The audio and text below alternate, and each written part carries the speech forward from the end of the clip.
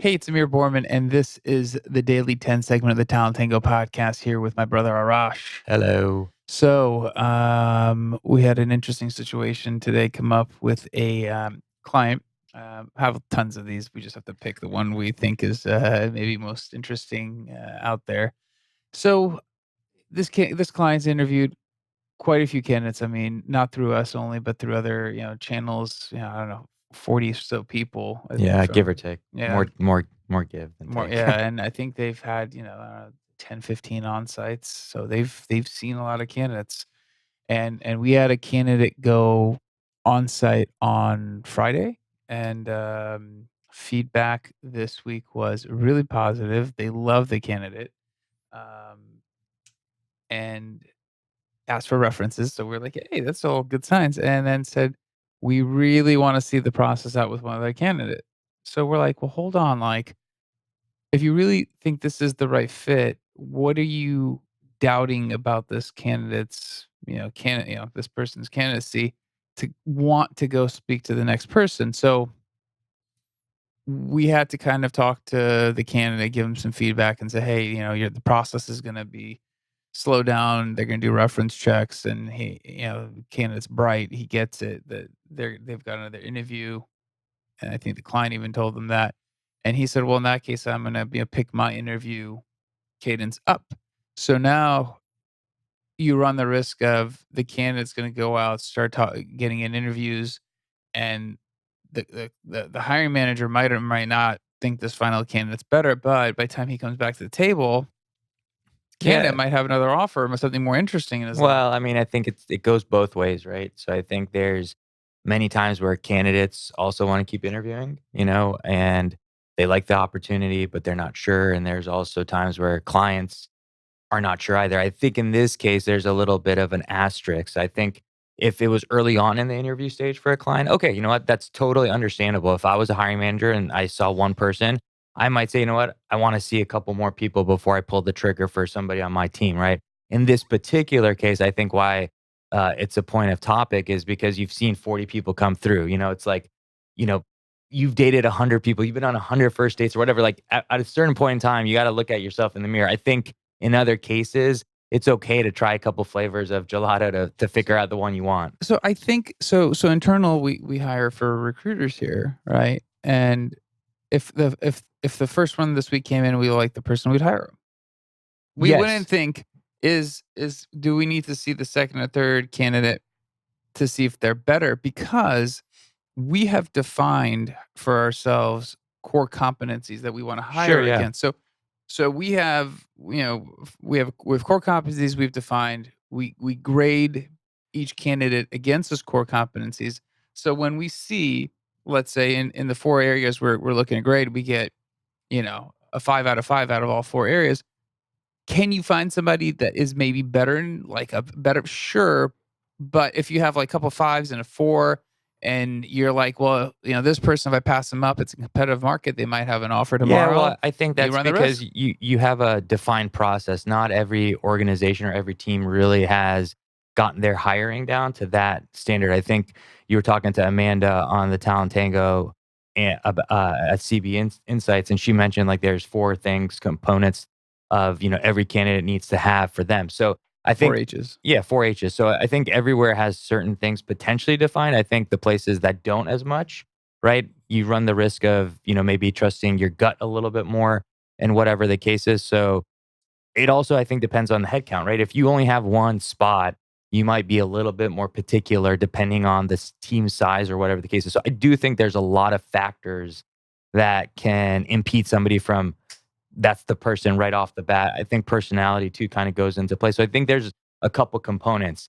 I think regardless if you have a process in place or not, when you've interviewed many, many people, and I think after 20 people for one particular role, that's a little generous, but I think that's enough. In particular, in this tight labor market. So I think you have to take everything into account, right? This is not where there's a million people out there for one particular job and you're Google or Facebook and you're going to get a million more tomorrow. So I think it's honestly understanding where you are positioned in the marketplace and who you can attract for this particular job and how much you're willing to pay. So I think all those factors when you are the hiring manager and or in HR, the one that's kind of spearheading the search, those are things you got to just be realistic with yourself about.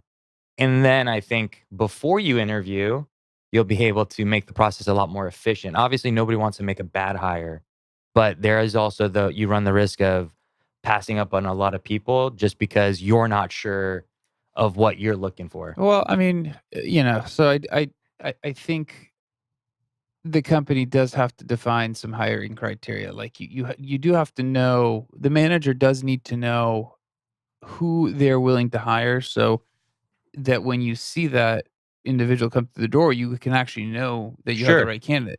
And I think when you're a Series A startup in the San Francisco Bay Area, there are a lot of Series A startups that can say they've gotten 15 million in funding.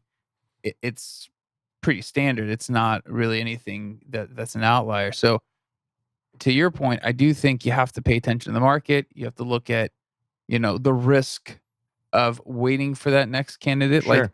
if that next candidate on paper through a first interview is like they're grading just a little bit higher, then maybe you do take the risk and you're like, I'm gonna see it out. If I lose the other candidate, so be it.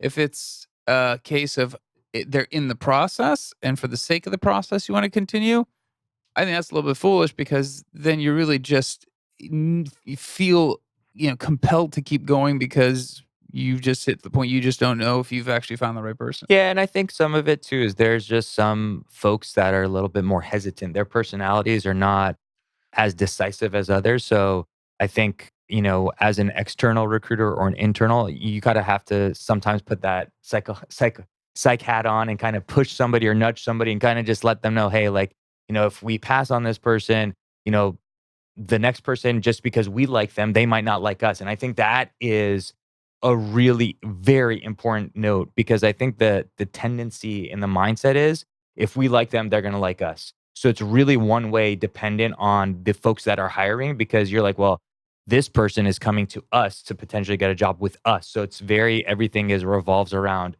us rather than understanding no, if it's a good candidate, they are just as much in the driver's seat deciding between a couple of opportunities, and it's not just on you deciding if you like them. Yeah, I mean, I think these are all. I mean, hiring manager has to be informed. I mean, obviously, their job is their core job. We can only inform them of the potential risks. The easier the risk is this candidate that they're going to wait for might. I mean, they probably. I think who knows? Not our candidate are interviewing other places. You'd imagine. And you never know if they just, like the other opportunity, leave him high and dry on this current one, and he's taking a risk on again having to invest another, let's say, 10, 15 interview cycles to find another candidate that you really like. To me, if the goal is there's a constraint and you need the resource to grow, then obviously you've spent a lot of time and resources getting here. What's the opportunity cost of passing this person up? How much better? Like, again, I go back to you need to know is it a 2% improvement? Is it going to be, I mean, is this person a game changer where we have to wait? And maybe that's the case. We don't know. But I think you have to have a reason to trade off. Otherwise, in this market, as quickly as offers materialize, and this other candidate we submitted, he will get opportunities. He will get offers. No, I agree. I think in school I was like, you know what, 10 more hours on this paper to get 2 more points from 92 to 94. It's probably not worth it. It's good enough as is. And I think sometimes in hiring, you know, you don't want to feel like you're settling, but sometimes you just got to recognize, no, this person is good, and now it's my responsibility to get them where I need them to get Well, to. and the org has to be set up to improve resources and help them grow. I mean, that's part That's of. why they want to come work with you and stay with you too. There you go. So that's it for today. Let us know especially if you're in talent acquisition, if you are seeing these challenges. 'Cause I'd love to hear your war stories, and leave us a review on anywhere you listen to this podcast. And we'll see you tomorrow. Bye.